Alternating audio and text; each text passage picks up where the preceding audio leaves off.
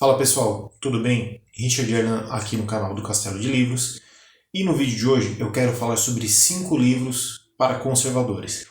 Primeiro de tudo, a gente precisa contextualizar um pouco o que é o conservadorismo. O conservadorismo não é, ao contrário do que talvez alguns pensem, uma rejeição àquilo que é novo. Mas o conservador, ele preza por aquilo que é o fundamento da nossa sociedade, o que nos trouxe até aqui, né?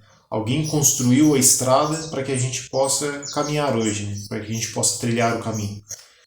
E o conservadorismo, ele não é aquele que só gosta de coisas antigas, coisas velhas, ultrapassadas, mas é aquele que resgata e sustenta os clássicos, né? O que é um clássico?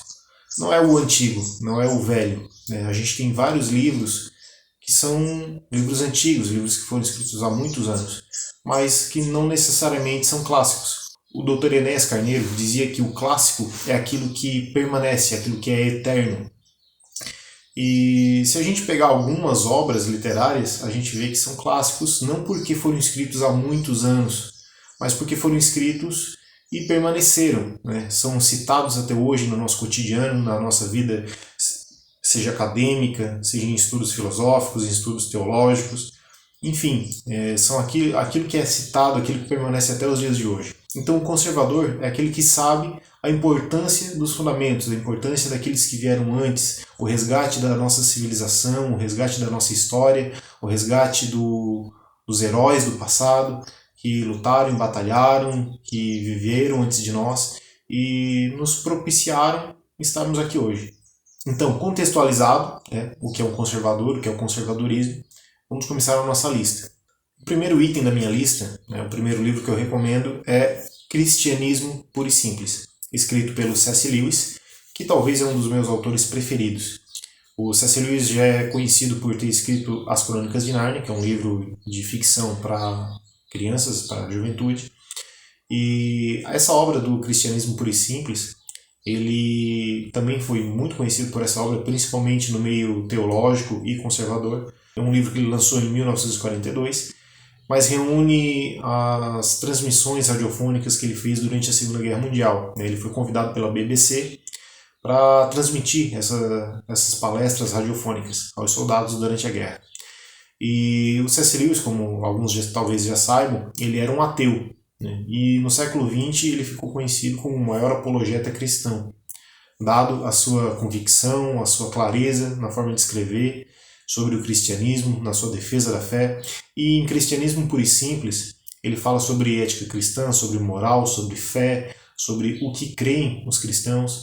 Então é uma obra que eu recomendo tanto para cristãos, como para conservadores de forma geral, dado que o cristianismo também é um dos pilares do conservadorismo. O segundo item da minha lista é Conservadorismo, escrito por Roger Scruton, que é também um dos grandes pensadores da atualidade. Ele faleceu já, mas no século XXI mesmo ele é um dos grandes escritores do pensamento conservador. Aqui, nesse livro, Roger Scruton fala sobre desde a pré-história até o conservadorismo nos dias de hoje. Ele fala sobre o conservadorismo na Europa e qual o papel da ideologia na sociedade, fala sobre Estado de Direito, fala sobre o conservadorismo no nosso dia a dia, o pensamento conservador como política. Então é um livro que ele explana bem o pensamento conservador. Eu recomendo principalmente para quem está iniciando os estudos sobre conservadorismo.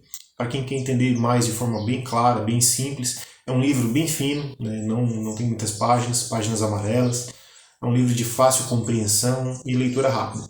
Então fica a minha dica desse livraço do Roger Scruton. E também pesquise as outras obras desse autor, porque é um autor que vale a pena o seu tempo.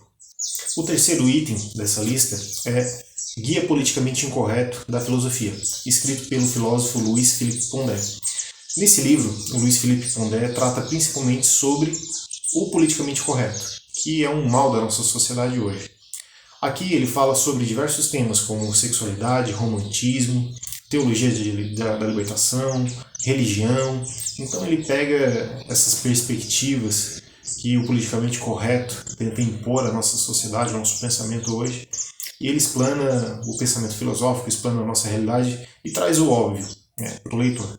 É uma leitura também bem rápida, não é de difícil compreensão e recomendo que você leia. Eu li ele bem rapidinho e é uma leitura gostosa também, não tem páginas amarelas, mas essa edição da Leia ela é uma edição muito boa, bem pequena também, não tem muitas páginas e recomendo que você leia. O Luiz Felipe Pondé é um filósofo considerado de direita, tem algumas declarações que nem sempre eu concordo, mas é um escritor muito bom. O quarto item da minha lista é 1984, escrito pelo George Orwell. O 1984 ele tem um título que para nós hoje ele é passado, mas quando ele foi lançado em 1949, 1984 era um futuro para eles, né, para os leitores da época. Mas mesmo com esse título ultrapassado, talvez ele nunca tenha sido tão atual. Por quê? O 1984 ele trata sobre um continente fictício chamado Oceânia, onde o personagem fictício dessa história, que é o Winston Smith, vive num governo totalitário. Né? Ele vive numa sociedade controlada por um partido que é chamado de o Grande Irmão, Big Brother em inglês, que governa todo mundo, toda a sua população, com um controle rígido, totalitário, onde o pensamento livre é crime. Que até aqui no livro ele tem o termo pensamento-crime. E alguns termos que o livro traz, hoje para nós, a gente consegue traçar um paralelo muito fiel à nossa realidade hoje já. Onde a gente tem a nova língua, que é citada no livro como uma atualização da língua para o contexto da história. E a gente pode talvez associar isso com linguagem neutra, uma nova forma de se falar.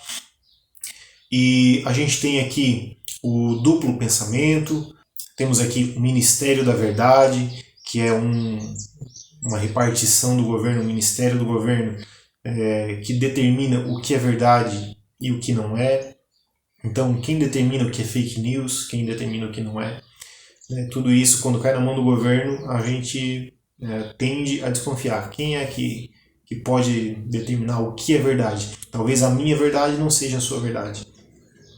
Então, aqui no livro a gente tem uma explicação bem didática disso através do personagem Winston Smith.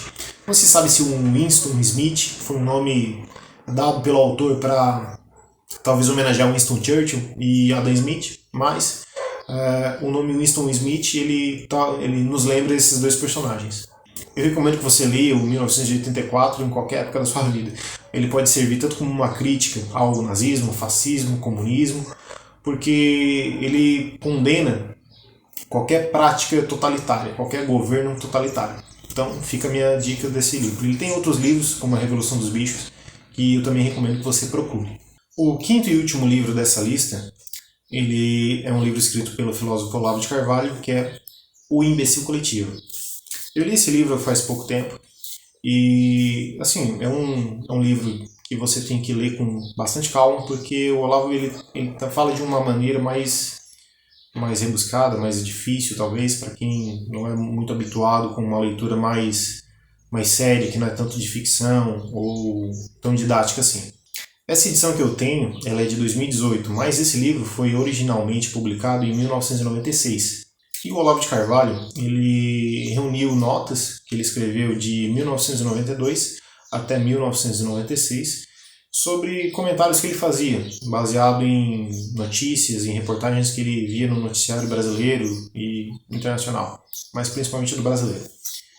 E ele fala aqui sobre diversos temas filosóficos, né, sobre a alienação e imbecilidade da nossa elite intelectual, os ditos intelectuais, né?